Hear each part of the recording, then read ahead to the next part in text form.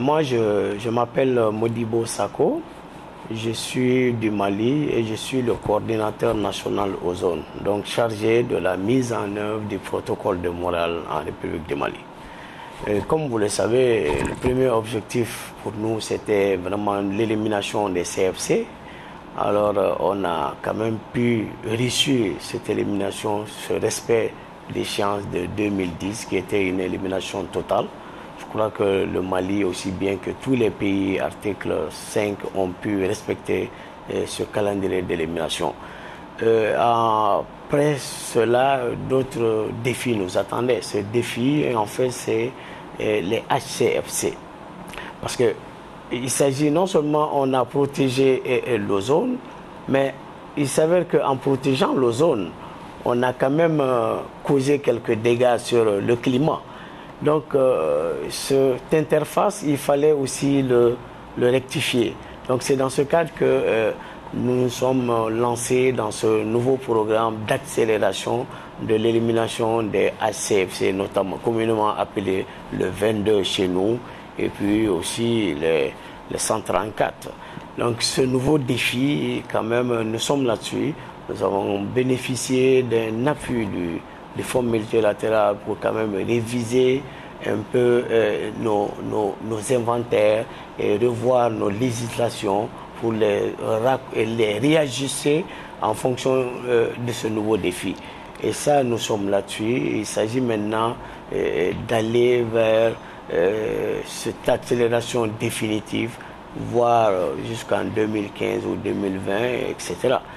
Et pour le Mali, nous sommes à la phase de préparation de ce HTPMP et nous n'avons pas encore soumis, mais nous allons très bientôt le soumettre. Et comme vous savez, on tient compte aussi des acquis du passé. Notamment, il faut réformer les techniciens frigoristes, il faut réformer encore les douaniers, il faut impliquer d'autres acteurs, notamment les agents du commerce, notamment la police en matière de contrôle urbain.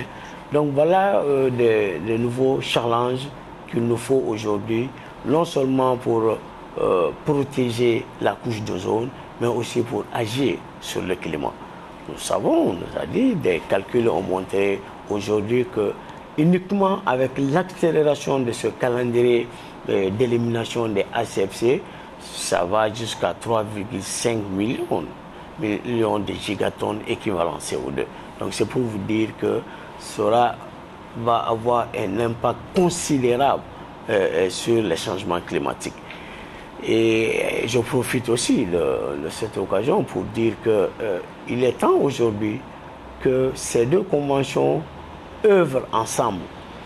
Parce que ce soit les changements climatiques, la Convention cadre des Nations Unies sur les changements climatiques, ou que ce soit le protocole de Montréal, je pense que c'est les deux conventions aujourd'hui dans le monde qui traitent, qui gèrent le climat. Donc il est bon que ces deux conventions aillent dans du concret, se donner la main pour qu'ensemble, qu'il y ait non seulement pas de substances aujourd'hui qui vont détruire la couche d'ozone, mais aussi qu'il n'y ait pas de substances qui puissent davantage affecter le climat. Alors je pense que ce grand défi, il est important aujourd'hui.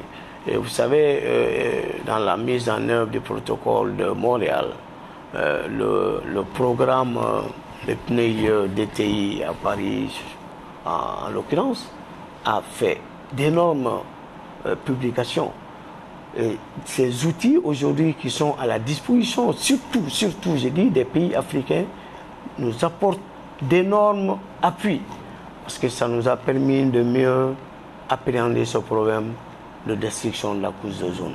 Ça nous a permis aussi de mieux nous étudier, nous en tant que coordinateurs nationaux, de mieux informer les décideurs politiques, leur faire comprendre les enjeux de ce protocole de Montréal. Donc ça aussi, c'est vraiment important. Et en matière de relais, parce que lorsque des outils pédagogiques sont élaborés, moi je dis cela, ça c'est le relais, ça c'est pour le futur. Parce que ces outils pédagogiques nous permettent aujourd'hui de donner une formation conséquente dans le corps enseignant. Et ce corps enseignant qui aujourd'hui véhicule cet outil pédagogique aux enfants, d'abord l'école primaire, ensuite les écoles secondaires, primaires, les collèges, cela fait que l'idée continue. Ça va perpétuer en fait cette vision, cette connaissance de l'appauvrissement de la couche d'ozone. Parce qu'au départ, on pensait que c'était purement des aspects scientifiques. Les gens ne voulaient pas y toucher. Mais aujourd'hui, avec ces outils pédagogiques élaborés par le PNUE, je pense que les gens comprennent davantage et ça permet de mieux accentuer le progrès. Et par rapport à ça, j'avoue que je profite de votre caméra pour dire merci à cette équipe de Paris qui vraiment qui œuvre pour assurer une meilleure protection non seulement de la couche d'ozone, mais en fait de l'environnement en général.